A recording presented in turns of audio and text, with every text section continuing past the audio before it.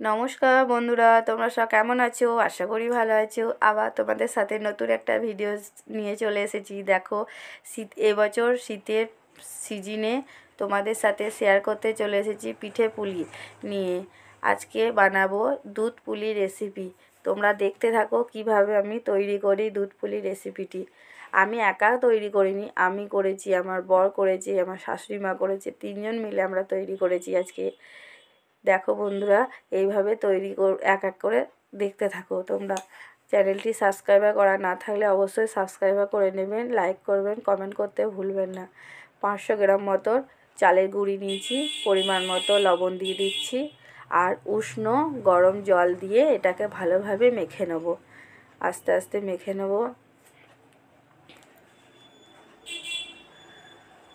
দেখো বন্ধুরা, একটু একটু করে জল দিচ্ছি। একবারে জলটা দিলে বেশি পরিমাণ হয়ে গেলে নরম হয়ে যাবে, তখন আর চালের পুরটা আর ভরা যাবে না।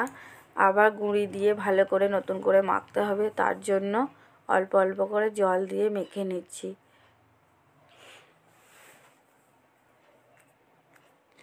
মা মেখে দিচ্ছে গুঁড়িটাকে। দেখো বন্ধুরা, ভালো করে মাখানো হয়ে গেছে। এবার ছোটো ছোটো 3 কিলো দুধ নিয়ে নিয়েছি, প্যাকেট দুধ। আর দোকান থেকে মাখা সন্দেশ নিয়ে আসা হয়েছে পুরের জন্য। মাখা সন্দেশ দিয়ে পুর দিলে বেশ ভালো লাগে। দেখো বন্ধুরা, এরকম আকারে করতে হবে, ছোটো ছোটো গুলির মতো। ওর মধ্যে একটু বুড়ো আঙুল দিয়ে একটু চেপে দিলেই ওখানটা পুর ভরা জায়গাটা হয়ে যাবে। পুরটা ভরে দেওয়ার পর দেখো বন্ধুরা, এরকমভাবে টিপে টিপে মুখটা মুড়ে দিতে হবে। মুখটা মুড়ে দেওয়ার পর রেখে দিলাম। আমার এক এক করে এরকমভাবে তৈরি করে নিতে হবে পুলিগুলো। দেখো বন্ধুরা, অনেকটা তৈরি করেছে। আমার শাশুড়ি মা, আমার বর দুজনে মিলে করে দিচ্ছে। এগুলো না একা করা যায় না, একা করলে অনেক টাইম লাগে, ওই জন্য সবাই মিলে করলে বেশ একটু হেল্প করলে বেশ ভালো লাগে। দেখো বন্ধুরা, দুধটা গরম হয়ে এসেছে। আমি বসিয়ে দিয়েছিলাম অনেকক্ষণ ফুটিয়েছি দুধটাকে। তার মধ্যে দেখো, এবার পিঠেগুলোকে ভালো করে এক এক করে দুধের মধ্যে দিয়ে দেবো।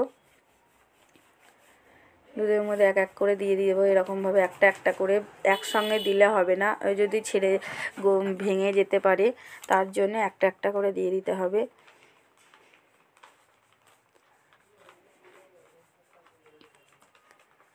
এইভাবে সব পিঠে পুলিগুলোকে একবারে একটা একটা করে দিয়ে দিলাম। এরপর দেখবেন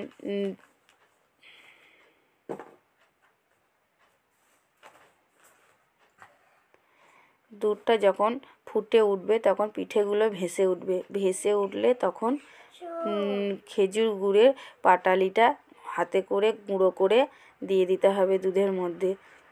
তার আগে দিলে হবে না। আমাকে আমার শাশুড়ি মা বলে দিল যে যখন পিঠেগুলো ভেসে উঠবে দুধের মধ্যে তখন দিয়ে দিতে হবে। আমার এটা জানা ছিল না, আমি শিখে নিলাম। দেখো বন্ধুরা, হালকাভাবে নেড়ে নিচ্ছি যাতে ভেঙে না যায়, গুড়টা যাতে গলে যায়, তার জন্য হালকাভাবে একটু নেড়ে নেড়ে নিচ্ছি।